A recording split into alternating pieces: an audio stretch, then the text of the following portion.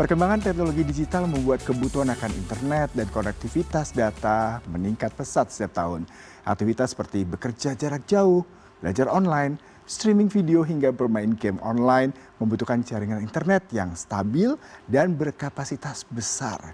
PT Telkom Indonesia Persero (TBK) tengah berada dalam jalur transformasi besar untuk menjadi perusahaan yang lebih profitable dengan mengoptimalkan seluruh aset yang dimiliki. Nah, untuk membahas hal ini sudah bersama saya di studio Direktur Utama Ibu Dian Siswarini. Assalamualaikum Ibu Dian. Waalaikumsalam. Terima kasih sudah hadir ke CNN Indonesia Business pagi ini ya Bu. Bicara mengenai industri telekomunikasi dan industri memang sangat dibutuhkan, terutama tadi saya sampaikan digitalisasi, kebutuhan internet, accessibility, ini sepertinya terjawab dengan keberadaan Telkom. Terima kasih sudah hadir Ibu ya. Nah ini yang menarik Bu, sebelum kita mulai pertanyaan adalah mengenai bagaimana Telkom yang baru saja ini Bu menyelenggarakan RUPST. Di awal Juni kemarin. Yang menarik dibagikan dividen 21,9 triliun. Tadi saya baca jumlahnya lebih meningkat dibanding 2024 di 21,5. Dan ini katanya akumulasi tidak hanya tahun lalu tapi juga tahun sebelumnya. Jadi menarik sekali betapa Telkom juga memberikan keuntungan dan memberikan sebuah kepastian industri telekomunikasi tetap berjalan dengan baik. Mungkin Ibu bisa menceritakan terkait ini Ibu. Ya, betul sekali. Jadi kami belum lama ini melakukan RUPST, ya, rapat umum pemegang saham tahunan, di mana memang salah satu agendanya itu untuk pembagian dividen. Dan alhamdulillah pembagian dividen untuk tahun ini, jadi untuk buku 2025 itu terbesar sepanjang masa. Ya, jadi makanya ada di artikel-artikel kan bilang, oh ini dividen jumbo gitu ya, karena memang ini terbesar sepanjang masa. Nah ini tuh membuktikan bahwa PT Telkom ini mempunyai kemampuan untuk mengelola cash flow-nya dengan baik dan solid gitu ya.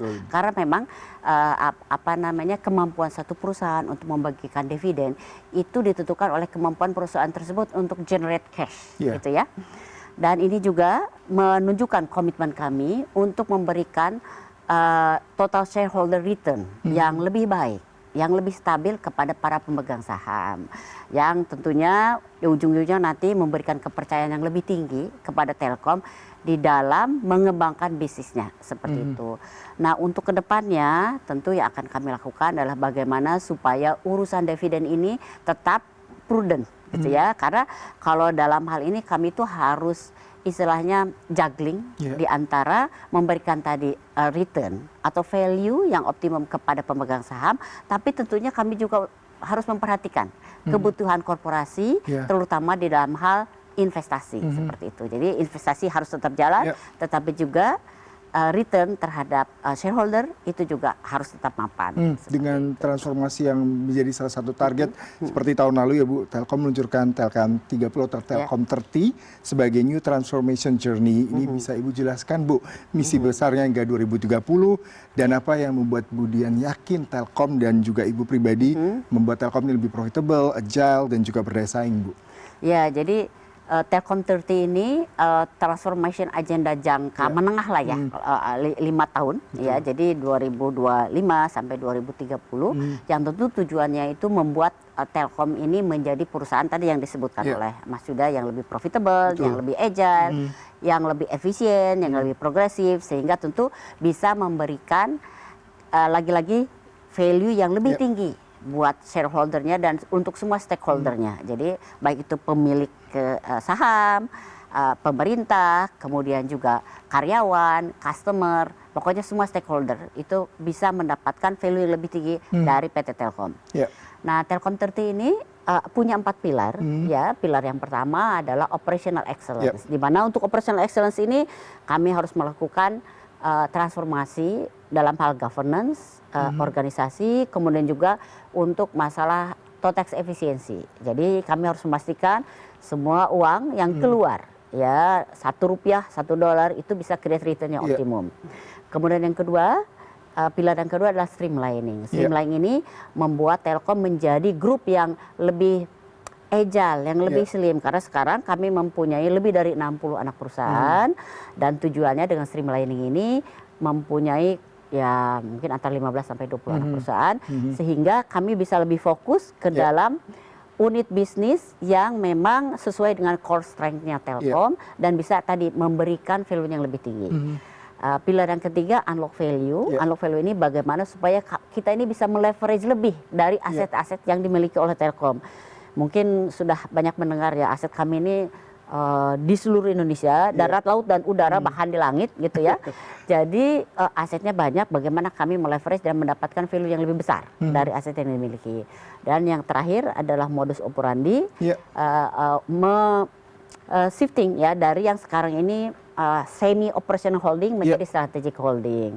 Nah tadi kalau pertanyaannya apa yang membuat kami yakin gitu ya, karena memang setelah dilihat problem yang ada di perusahaan yang sekarang sudah ada, ya memang kita kan perusahaannya masih baik ya,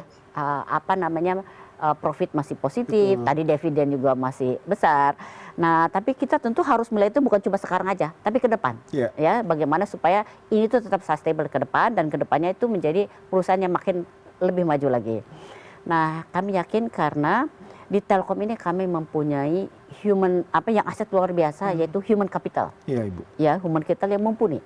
Ya, dengan ekspertisnya, juga dengan jumlahnya, dengan kapasitasnya yang saya rasa mampu membawa perusahaan itu dalam journey transformasi tadi menuju nanti level yang lebih tinggi lagi. Iya, berarti tahun ini cukup sibuk ya Bu, mengimplementasikan mungkin kalau 4 pilar cukup itu bukan kata yang tepat, sangat sibuk. Sangat sibuk. Nah, Ibu dari 4 pilar tadi Ibu paparkan, mana priority yang menjadi backbone atau apakah memang semua bersinergi, selaras, berjalan bersamaan dan saling mendukung satu sama lain, Bu? Nah, itu tentu yang kedua itu ya. Karena memang ini saling ada kaitannya. Antara satu dan yang lain ada kaitannya. Jadi memang itu dilakukan secara selaras di dalam satu project orchestration yang memang lumayan kompleks gitu ya, lumayan kompleks. Jadi saya nggak bisa bilang ini sebetulnya gampang, ini sesuatu yang besar dan penuh tantangan, tapi kami yakin bahwa dalam setiap tantangan itu pasti nanti muncul opportunities ya. Jadi ya tetap positif. Iya, nah ini saya tertarik tadi ada salah satu poin ketiga ya Bu, terkait dengan unlock value ini ya Bu ya. Kalau saya baca ini akan membentuk Infranexia, yaitu progress transfer aset fiber. Nah sejauh mana Bu hingga pertengahan tahun ini? Kemudian juga apakah ada rencana untuk mengajak strategic partner global juga untuk minority stake, dan apakah juga ada value edit Bu dari yang diharapkan dari kemitraan tersebut? Ya, jadi sebetulnya Infranexia ini sebagai satu entity yang berdiri sendiri sudah berdiri sejak akhir tahun 2023. Nah, kemudian di akhir 2025 kemarin kami melakukan spin-off, yaitu pemindahan sebagian aset bisnis maupun organisasinya dari holding ke Infranexia ini. Dan diharapkan bahwa sebentar lagi di Q3 tahun ini stage kedua itu bisa selesaikan, jadi boleh dibilang rampung lah ya, selesai gitu ya untuk masalah spin-off ini. Dan Infranexia ini bisa berdiri sendiri sebagai entity yang merupakan anak perusahaannya Telkom yang mempunyai mandat tentunya bagaimana mengembangkan infrastruktur bisnis khususnya fiber dan memberikan service tidak hanya ke dalam grup tetapi juga keluar seperti operator yang lain, hyperscaler, enterprises dan sebagainya, sehingga nanti perusahaan ini juga bisa menjadi penopang untuk growth Telkom ke depan. Apakah nanti memang ada IPO tersendiri Bu untuk? Nah, jadi untuk supaya nanti kita menjadi si perusahaan ini menjadi lebih maju, memang tujuan kami adalah berpartner dengan strategic partner yang bukan saja nanti mungkin membawa uang sebetulnya, tapi juga bisa membawa teknologi, kemudian juga membawa governance ya, sehingga tadi bisa mengakselerasi pertumbuhannya Infranexia. Jadi kalau IPO mungkin nanti agak lebih belakangan gitu ya, tapi yang untuk unlock value-nya ini yang sedang kami pertimbangkan adalah invite strategic partner ya, yang tadi bisa membawa banyak perspektif dari fiber business sehingga si Infranexia ini bisa nanti sebesar Telkomsel gitu ya, yang sekarang merupakan majority contributor terhadap Telkom. Dengan possibility yang besar dari pengguna jasa internet, data di Indonesia, seberapa prospek Bu nanti ke depannya Infranexia? Wah, ini sekalian ini jualan buat calon pembeli ya. Infranexia menurut saya ke depannya ini sangat promising karena konektivitas dan kebutuhan akan konektivitas juga bandwidth-nya itu makin lama tuh makin besar. Betul Ibu. Ini tuh sangat dipengaruhi atau dikataliskan oleh teknologi-teknologi baru seperti edge computing, kemudian juga AI yang memerlukan kapasitas yang sangat besar, gitu ya. Sedangkan kebutuhan mereka tuh sebenarnya bukan cuma kapasitasnya aja, tapi bagaimana si konektivitas tersebut juga dilengkapi ya dengan security yang bagus, ya dengan performance yang bagus, dengan kehandalan yang tinggi dan sebagainya. Dan kalau soal itu boleh dibilang di Indonesia ya Telkom jagonya gitu ya. Jadi kalau kita lihat demand ada gitu ya, tinggal kita bagaimana supaya meleverage demand itu menjadi value yang lebih tinggi untuk perusahaan dan shareholders. Nah, menarik sekali Bu. Ini juga ada terkait dengan data center ya Bu. Neutradisi ya Bu, sedang menjadi sorotan Bu, terutama setelah MOU dengan 5C di MWC Barcelona. Nah, sebagaimana kolaborasi ini Bu dalam mempercepat Telkom memasuki ekonomi berbasis AI, dan juga apakah rencana unlocking value lebih lanjut untuk partnership hyperscalers ini ada sejauh mana Bu? Ya. Memang selain tadi Infranexia yang bergerak di dalam konektivitas berbasis fiber, bisnis data center ini yang juga boleh dibilang menarik ya. Dan kalau kita lihat ya, demand untuk data center itu dibandingkan yang kita prediksi 5 tahun yang lalu itu sudah berkali lipat. Ya, jadi yang istilahnya proyeksi kita yang kita buat beberapa tahun lalu udah semuanya off, sudah yang kita lihat sekarang itu jauh lebih tinggi dari apa yang kita rencanakan dan kita perkirakan ya beberapa tahun lalu. Dan salah satu tadi yang membuat demand itu tinggi adalah AI. Ya. Nah, jadi dari demand tersebut tentu Telkom nggak mau ketinggalan lah ya. Ya, jadi kami di Nutra di sini sudah memiliki banyak data center, lebih dari 35 data center. Kemudian juga selain di Indonesia, kami juga sudah memiliki data center di Singapura, ya, dan kami juga ingin supaya yang di luar Indonesia pun bisa lebih berkembang lagi. Nah, tentu tadi supaya kita berkembangnya jauh lebih cepat, karena kita juga nggak mau merasa bahwa kita ini yang paling pinter lah sehingga bisa melakukan itu sendirian. Kami juga ingin melakukan ingin berpartner ya dengan tentu global player ya. Yang partner ini bukan cuma bisa membawa uang, teknologi, tapi juga bisa membawa tenants atau bisa membawa pemakai yang merupakan pemain besar lah, hyperscalers gitu ya dari seluruh dunia seperti itu.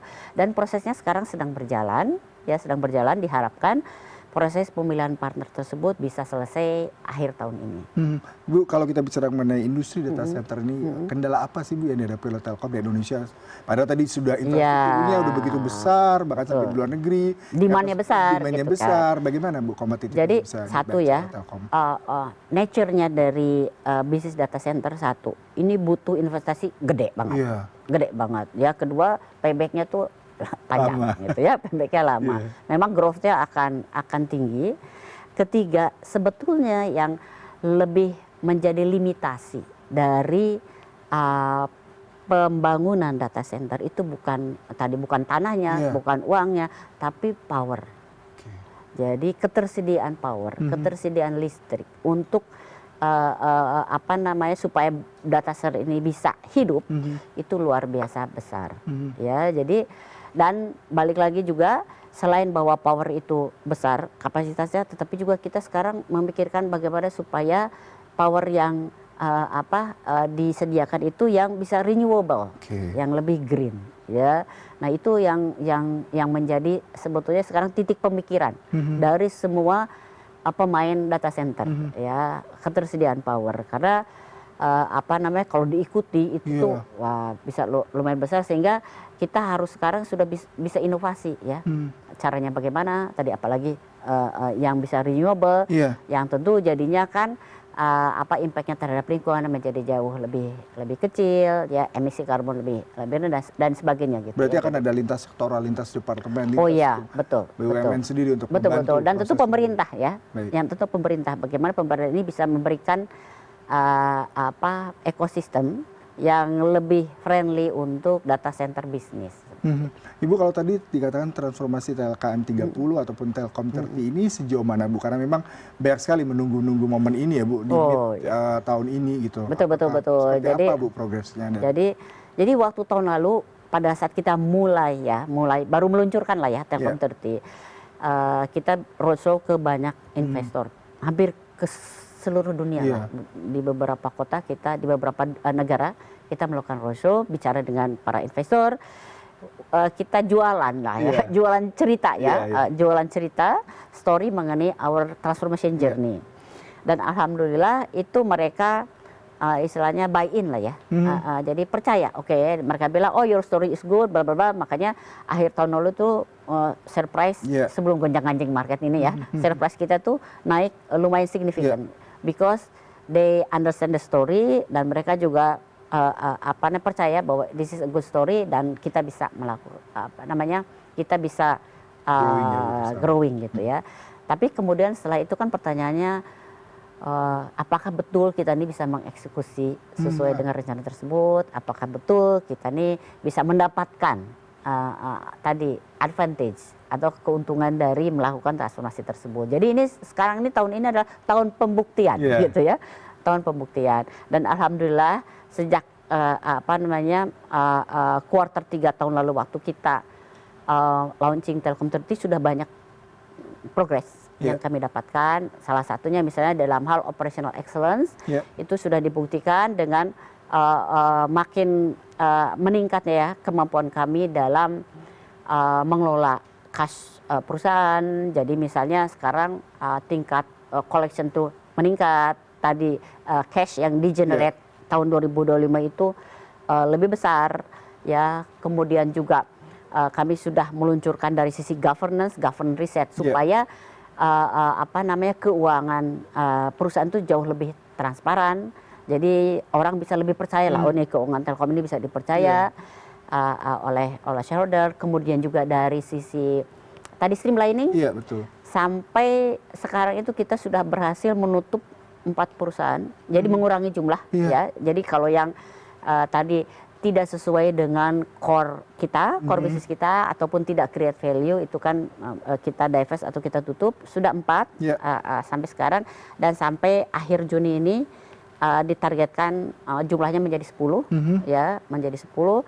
Dan tahun ini juga kami sudah di dalam pipeline untuk juga melakukan aksi korporasi yang lain di dalam streamlining tersebut. Jadi ya so far so good untuk progresnya, Mas Yudi. Baik, Ibu kalau kita bicara mengenai streamlining tadi bagaimana dengan pembagian peran Bu, terutama antara holding kalau kita bicara value creation and governance dengan operating company seperti Telkomsel, B2C ya Bu ya, kemudian Mitratel dan juga data center ini seperti apa Bu? Ya, jadi memang perbedaannya dari yang sekarang hybrid model ke strategic holding itu ada segregasi yang jelas antara peran holding atau parent dengan anak perusahaan. Jadi kalau sekarang ini karena kita masih gado-gado atau hybrid gitu ya, jadi si parent ini masih mempunyai business operation, masih melakukan bisnis. Jadi si parent ini berbisnis juga dengan anak perusahaannya gitu. Jadi nanti setelah strategi holding ini, si holdingnya itu purely strategic holding. Tidak melakukan business operation. Semua business operation itu hanya ada di anak perusahaan. Nah, jadi si parent ini hanya memastikan supaya value creation yang dicita-citakan itu bisa tercapai. Kemudian juga holding ini bisa mengawasi dengan lebih tertata gitu ya, masing-masing anak perusahaan. Baik itu dari sisi KPI ya, kemudian juga performance, dari segi investment management, dari segi koridor bisnis, sehingga masing-masing itu kalau dikatakan bahwa misalnya perusahaan A, kamu ini bisnisnya ini, ya tetap di situ, gitu. Atau perusahaan B, kamu ini targetnya adalah ini bisa tercapai, gitu. Jadi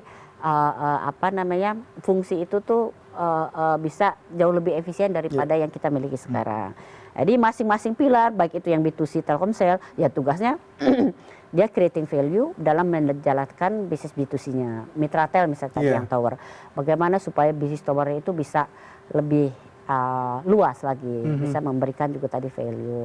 Infranexia, supaya tadi menjadi istilahnya source of growth yang baru buat Telkom Group. Jadi di ujungnya itu Telkom Group itu akan di value oleh investor sesuai dengan aset yang dimiliki masing-masing. Kalau sekarang kan masih under value masih boleh dibilang nih Telkom ini selalu dilihat berdasarkan bisnis B2C-nya saja gitu.